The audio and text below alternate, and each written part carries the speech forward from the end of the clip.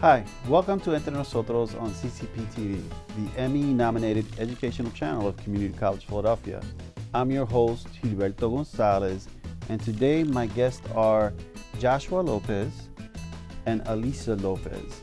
We're going to be talking about Jonathan Sanabria Lopez, who is one of the people who've been shot in Philadelphia, and the homicide rate is going up in Philadelphia. But we'll get into that later. Right now, I want to introduce my guest again, Joshua and Elisa. So let's start with where you guys, how did you guys get to Philadelphia? How did Jonathan come to Philadelphia? Start with you. He's actually my sister's son, firstborn child of hers, and he's my firstborn nephew. He's actually the reason why I started being called an uncle. Oh, okay. Do you guys come from Puerto Rico, from Dominican No, Republic? we're actually from here, from Philly. So he was also born in Philadelphia? Yes, and you born guys and raised. Born and raised, all of you, both of you two? You were born and raised in Philadelphia? Yes. And what part of Philadelphia was that? A in Indiana, B in Indiana. A in Indiana? Yeah. Like what schools did you guys attend, and what schools did he attend? And Well, Jonathan, he attended Elkin, and from Elkin, he actually got put into placement because he was in foster care, and he signed off back to us when he was 18 years old. mm-hmm. So he actually was like in like foster care and stuff like that most of his So he life. went to Elkins High School? He went to did he it was graduate an from there? elementary school. It was elementary school? Yeah, he graduated in placement. Okay. All right. Yeah. So before we get into a little bit, Jonathan, I just want the folks to know about you guys. So I know you're his uncle, and just tell me a Yes. little bit about your family, like where you guys grew up and how you get, where you went to school, and what was the neighborhood like? Well. Just tell me your story. Well, we actually, it all started with all of us living on 4th and York.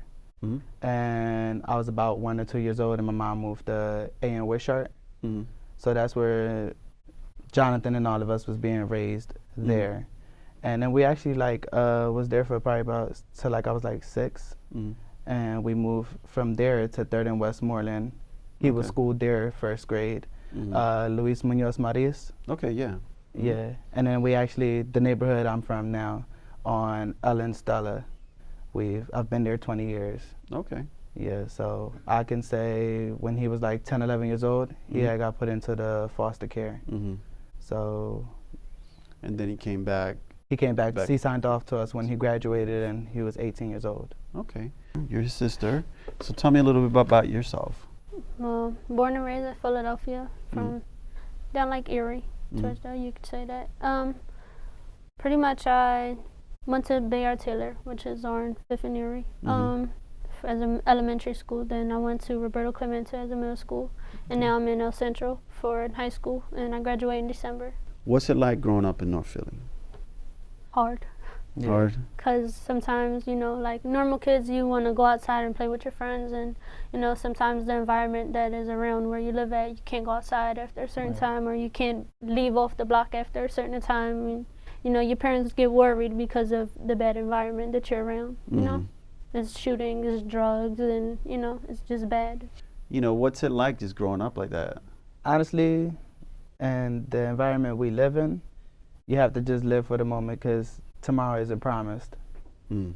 Don't really go outside. I don't associate with anybody. I just come in the house and stay in the house because you're safe in your house, Mhm. And I just feel like to be safe, just stay by yourself because you don't really Be know. humbled. Yeah, you be humble and be independent. You don't never really know who can backstab you really fast, or your friends can be the ones that set you up, or so you just stay to yourself. How old are you? 17. Wow, and you're 26. 26. Wow, I mean, it's just amazing that you guys are so young, and you're so young, and and this is kind of like normal, right? Yeah. Yeah. Like, do you guys know that there's something different, and you guys?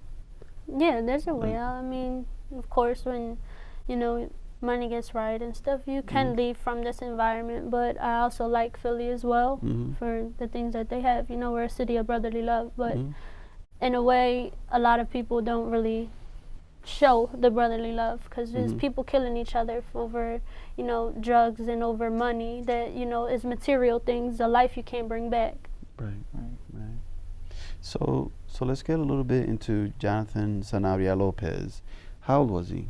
24. 24? Yes. What was his path? What was he doing? He basically wanted to make up time for that he lost. Like, he wanted to bond with his sisters and his stepmother, his father. You know, he wanted to be back with his family. It took him a hard time to actually face what he went through with his past. And this time around, he actually became very family oriented. Like, started like acknowledging us more. Like, started spending more time with us, doing things with us. Like, he was a very humble, good person. Like, he really wasn't a bad person. Going to do a trade or something? Yeah, he had at one point was going to school, trade school. Did he leave any children behind that we know of, or? Right now, we No. just recently found out that she's about a month pregnant. Really? Yes. Dito. And how's she doing? How's she holding up? She's Trying to hold up strong Kinda strong. because Wow. she has a baby in her. Is the reason why she's trying to keep going with her days. How did this happen? How did he? I say around 3 o'clock in the mornings is when he was shot and killed. And So give me the location again. Was B Street in Indiana. like, is there a park there, stores there? What's in that area? It's a corner store. It's a park on the Opposite top corner. corner. Yeah. There's like that little community park, right? Yeah. Yeah. Okay. Like, how did you find out? Like, what? Because his girlfriend kept calling his phone, which is his fiance. She kept calling his phone, and it was strange that he wasn't answering, because it's not like him. And she hopped in a cab and went over there, and she found him there on the porch. On the porch? Yes. Of In the middle of B Street in Indiana. was it a house or? It was a house. It was a house. His house Yes. or somebody's A house? friend's house. A friend's house. Yes. Yes. And was there anybody in the house? Yeah, it was Yes. people in the house. And no one comes out?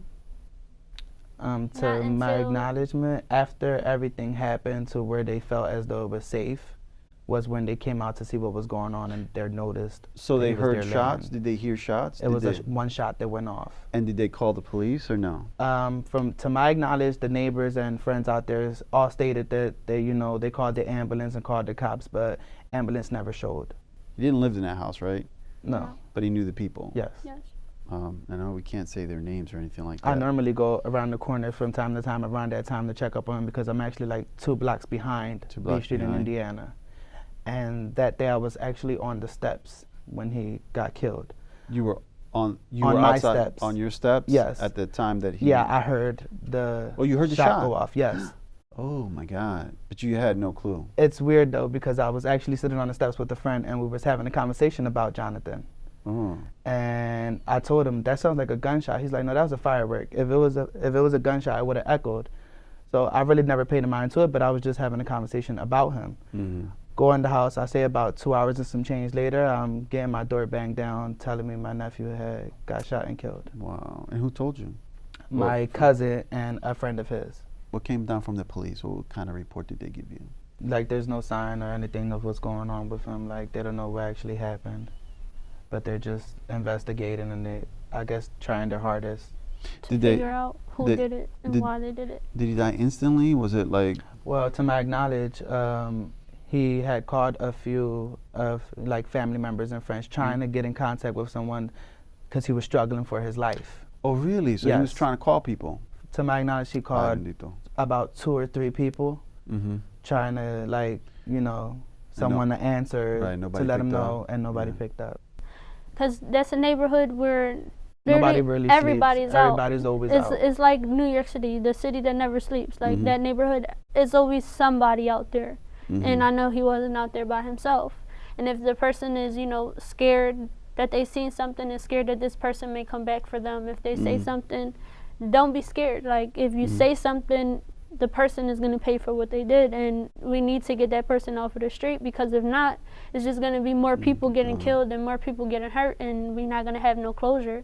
And I don't want another family to experience what we are experiencing. Is a pain that I wouldn't wish on anybody. Right. and I know people talk in the neighborhood. Like, do they have an idea of who it was? Tito?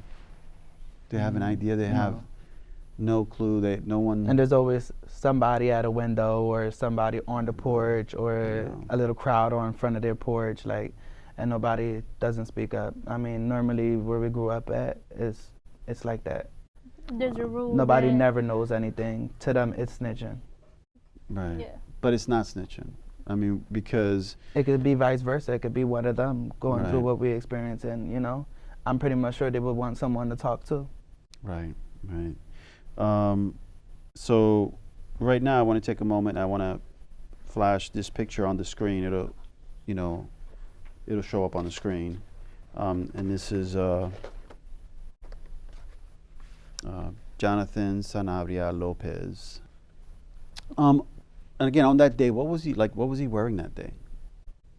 I believe he was wearing a white shirt, A white shirt? a white T-shirt. Like always. Was it? So it's a hot summer day, white T-shirt, Yeah, jeans, shorts, sneakers. yeah. Like something. Was there anything that he was wearing that people could say, okay, wait a minute, I saw that guy? Or is it just normal, like North Yeah. Philly? Normal Yeah. wear. Normal. Is that his hair? Like his haircut was normal too, like short, Well, buzz cut. he had a lot of He had a beard. yeah. That's the thing too. A lot of people have beards now. Yeah. You got a beard. So there's nothing really distinctive that somebody who's willing to talk might say, wait a minute, I kind of remember this guy. Or were there any cameras in the area? Yes. Yes. And so like, what are the cops doing with that? There's literally a camera 2 doors down from where he got shot at, and the detectives have been trying to get in contact with the people that live in that home, but every time they go there, they leave a card and there's no response back. Yeah, because a lot of people stated that there's cameras all around that area. There's cameras at the store, and from my mother and father getting in contact with the detectives, what the detectives are telling us is that they do have footage of 2 guys coming from a corner store, like walking really fast and going off towards the other end. Oh, And so they looked at like really suspicious. They looked suspicious. So they do have some footage of something. Yeah. But they can't really prove it because the camera that they really need to give them the exact footage of It's not what put in the happened. diagonal where he was killed. No Well, it was one- not put in the angle, but Yeah. wow. But it will show that these people walk past and, And like the people that were hanging out with him, right? When they left, like, do they know who those people are? No. No? No. See, that's the kind of stuff that's like, it makes you want to say like, wait a minute. So like, why aren't those people coming up and talking? Right? Whoever was hanging out there. it makes me question as well, because how do you live in a house with a porch and your bedroom's right on top and you're not hearing anything? And you're not hearing anything, yeah. It could be one of your loved ones. It could be, your cousin, your uncle, it could be brother. your brother, or maybe your son. We just want everyone to know out there, that it can be you. We just want justice, because what my family is going through, I wouldn't want to wish on anyone. I just want, like, somebody to come forward, honestly. It's hard to sleep at night knowing that you don't know who did this and why they did it, and it just drives you crazy, Tito? You don't know if this person is in your face. You don't know, like, if they're your friend. You don't know if they're your family member. You don't know who did it. And, it's hard to sleep at night when you have nightmares about your brother asking you for money and, you can't help him and you don't know where it is. It's just hard to sleep at night knowing you're clueless and you don't have any answers. Why did he suffer? What was his last thought? Like, did he fight? Did he know who this person was? I just want somebody to come forward, because it could be your brother, your sister, your aunt, your uncle, your son, your grandchild.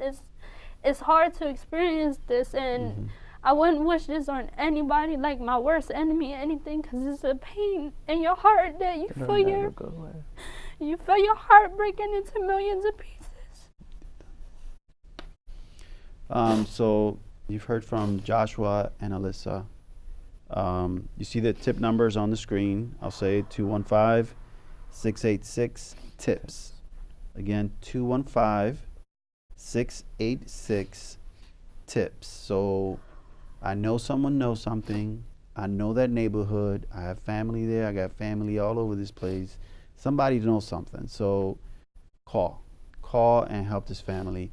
And I think there was a reward. A $20,000 reward. Okay, so there's a $20,000 reward. If that doesn't bring you up, give you an incentive, I mean, to do the right thing, at least now you have $20,000 reward. So again, call 215-686-TIPS. So just one final time, I want to say, if you hear anything, if you know something, if you know someone that knows something, there's a $20,000 reward. And call the number you see on the screen, 215-686-TIPS. And I want to thank Joshua and Alyssa very much for coming on the show and sharing and, you know, hopefully, you know, this kind of exposure and continued exposures, even on newspapers, any exposure you can get will hopefully get someone to do something, to say something. So I want to thank you guys for coming on this show, and I know it's very hard, and I want to thank you so much. When we come back, we will be discussing Jonathan Sanabria Lopez, but in Spanish. Hola, estamos en el segundo segmento hablando sobre Jonathan Sanabria Lopez, y esta vez estamos hablando con Joshua de nuevo, pero ahora tenemos la mamá de Jonathan Bionet López. Bienvenida. Bienvenida. Gracias. Vamos a empezar otra vez con ya sabemos un poquito de Joshua. ¿Cómo usted llegó a Filadelfia? ¿De dónde viene? Yo soy nacida y criada aquí. Yo soy la madrastra de La madrastra, Jonathan. ok. De Jonathan. No sé qué decirle. Era un muchacho muy bueno, muy dulce, cariñoso. Cualquiera que necesitara un favor, él se lo hacía. Y en verdad estamos aquí por la violencia que está pasando en Filadelfia, y en verdad, si saben algo, que hablen, ¿verdad? Right. So, Okay. otra vez, tú eres la madrastra, Sí. y él llegó cuando tenía 18 años. Pues yo lo conocía desde que era muy pequeño, como de los 7 años. Llegó a mi vida porque yo llevo 20 y pico años con el papá. Wow. Y el papá está pasando por mucho y no pudo hoy estar aquí. Pero siempre lo ha querido como mi propio hijo. Mm-hmm. Y siempre ha tratado de buscar su familia, sus hermanitas, sus hermanos, sus tíos. Mm. Siempre ha sido un muchacho de familia. De familia. Sí. Cuando él llegó a ustedes, él vivía con ustedes. No, él siempre ha vivido con la mamá y Con con Joshua Okay. y su abuelita y la mamá de él. Ok. ¿Ustedes viven en la vecindad donde pasó el...? Antes sí, ahora Sí. no. Hace unos años que me mudé. Ok, so, Joshua, a lo mejor me puede ayudar aquí, ayudar a Bionet. Dime los eventos de esa noche. ¿Qué pasó esa noche? Como las 3 de la mañana, Ujú. estaba allá en el bloque, allá en la Bay Indiana, y alguien le tiró un tiro detrás de la cabeza de él. Dime, ¿qué hay en esa vecindad? ¿Hay un parque? ¿Hay una iglesia? ¿Qué es lo que hay? ¿Qué es lo que se ve cuando uno está parado en ese balcón? Hay una tienda en la esquina de la B y una tienda cruzada a parque Mm. en la A en Indiana. ¿Y el parque llega de Indiana a la próxima? A Indiana hasta en la Indiana. Antes de las 3 de la mañana, ¿qué estaba haciendo? ¿A dónde estaba Jonathan? ¿No saben dónde estaba? No sé si era la pregunta para mí o para... Para los dos que pueda dar respuesta. Yo no sé, yo oí el teléfono, yo y mi esposo estábamos durmiendo y oímos el teléfono que sonó un par de veces. Cuando sonó como a la tercera vez, pues yo le dije al papá, coge el teléfono, que tu teléfono está sonando, y era supuestamente la novia de él. pero que ella estaba tan histérica que no se le entendía lo que decía. So, el papá llamó a la hermana mayor de él, que tiene 23 años, y fueron allá y supuestamente ella todavía estaba ahí, la novia de él, y lo encontraron en el portón, supuestamente, pero como uno dice, como tú vas a vivir ahí, no vas a oír nada, ni vas a ver nada. So, había gente en la casa. Sí, durmiendo. Durmiendo. Y nadie oyó nada. Supuestamente no. Supuestamente dice que oyeron, pero un petardo, que le creían que era un petardo. Y hasta este momento, ¿qué te ha dicho la policía? Nada. Yo pasé. No tienen video, tienen foto, tienen... Supuestamente tenían un video, pero it was, ellos corriendo up Kip Street. La tienda le dio un video, pero la casa donde le dieron el tiro, pues son así. Pegar, hay 2 o 3 casas que tienen video y no han dado el video, pero... hay 2 o 3 casas que tienen video, pero no quieren dar el video adelante. No lo quieren entregar video. Entonces, supuestamente, las calles hablan, supuestamente estaban diciendo, han dicho 2 o 3 veces que hay un nene de 13 años que vio lo que pasó. Y yo les ruego a la mamá y a ese nene que por favor, que se le hablan de corazón y nos ayude, porque puede ser su hermano, puede ser un familiar de ustedes que le puede pasar lo mismo y nosotros estamos pasando por mucho. Yo también tengo una nena de 10 añitos que me pregunta por su hermano y está sufriendo mucho. En este momento lo que quiero hacer es suplicarle al pueblo que si saben algo, que digan algo. Si alguien vio el evento de esa noche, que hay un número en la pantalla, y lo voy a decir ahora, 215-686-TIPS. Otra vez te lo digo, es 215-686-TIPS. Eso es TIPIS, deletrado. Y sabemos ahora que hay una reward, una $20,000 reward, que si alguien llama con información, es privado, nadie va a saber quién tú eres, nadie va a saber nada de ti, pero si da la información que se necesita para acoger esta gente que hicieron y que no tengan miedo, porque estamos en un city que debemos de ayudarnos cuando cosas así pasan. Por eso es que hay tantos unsolved cases. Muchos casos que no se resuelven porque la gente... todo el mundo ve y nadie habla, pero para estar bochinchan. Pero nos unimos y nos ayudamos uno al otro, esto no estuviera pasando. Exacto. Era un muchacho que no molestaba a nadie, cariñoso, y no merecía. Quiero que tú mira la cámara y suplique que lo me está diciendo ahora, suplícale otra vez al público que diga algo. Por favor, si ustedes saben algo, ayúdanos. Nuestra familia está pasando por mucho, y si vio algo, dígale a la policía, repórtelo, porque pudo haber sido alguien en su familia. Y este dolor yo no se lo deseo a nadie, lo que nosotros estamos pasando. Puede ser tu hermano, puede ser tu prima, puede ser tu hijo. Si saben algo, hablen. No tienen que decir quién eres usted. Pero nada más nosotros queremos es justicia. Cuando regresamos, vamos a tener Raz Picardo, uno de los líderes en la comunidad que está trabajando con la familia de gente que ha sido matado en las calles de Filadelfia. My guest right now is Raz Picardo from Operation Save Our City. She's just going to give us some information that I think viewers need to know so that we can put all this in perspective. And that is, what is going on here in Philadelphia? Well, currently now the homicide rate is 166 homicides, 22% up from last year. Last year was 136 homicides, so it's up 22%. What's going on?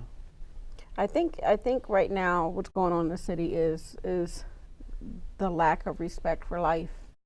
We need to, as a community, kind of get together between all the organizations and figure out something that works. We need to have an initiative where we're going into the corners directly where the things are happening and doing something.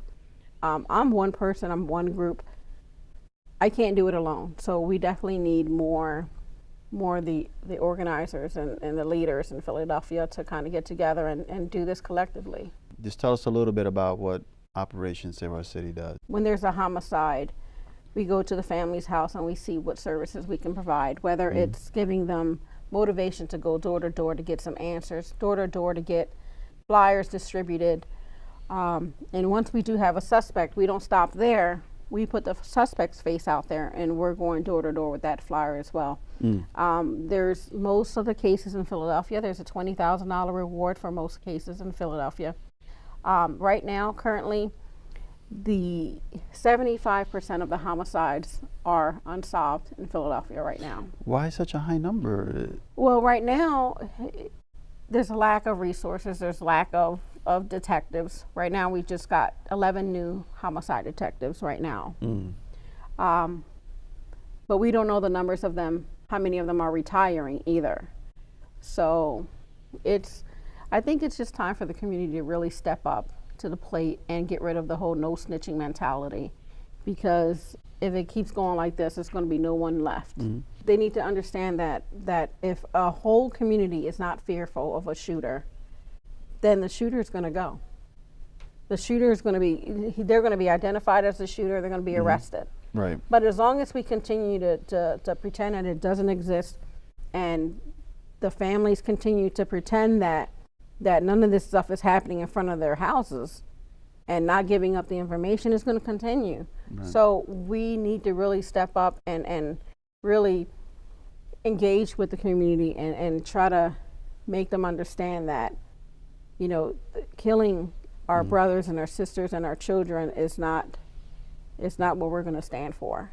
Right, and Operation Save Our City has a lot of events throughout the city, throughout the year. And if people want to get in touch with you, can you give us a number? Yeah, it's my cell phone number is 856-745-6045. My email is operationsaveourcity@gmail.com.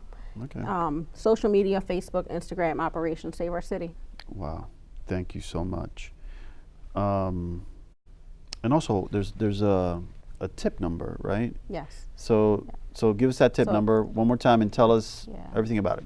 So the tip number is 215-686-TIPS, and you can call anonymously and leave any tips that would lead to the arrest of the shooter. So if I call, they're not going to say it was me that called. No, they don't even know your name. You're given a number. You're given like a special number with letters attached to it, and that's it. So then you can collect the reward if there's an arrest. If there's an arrest and a conviction, then you get the reward. Absolutely. Which is $20,000. Yes. Thank you so much, Roz, for all the work you do. Well, that's all the time we have for today. I want to thank all my guests for joining me today, and I also want to thank you, the viewers, for tuning in. You have been watching the Entre Nosotros on CCP TV, the Emmy-nominated educational channel of Community College Philadelphia. I'm your host, Gilberto Gonzalez. See you next time.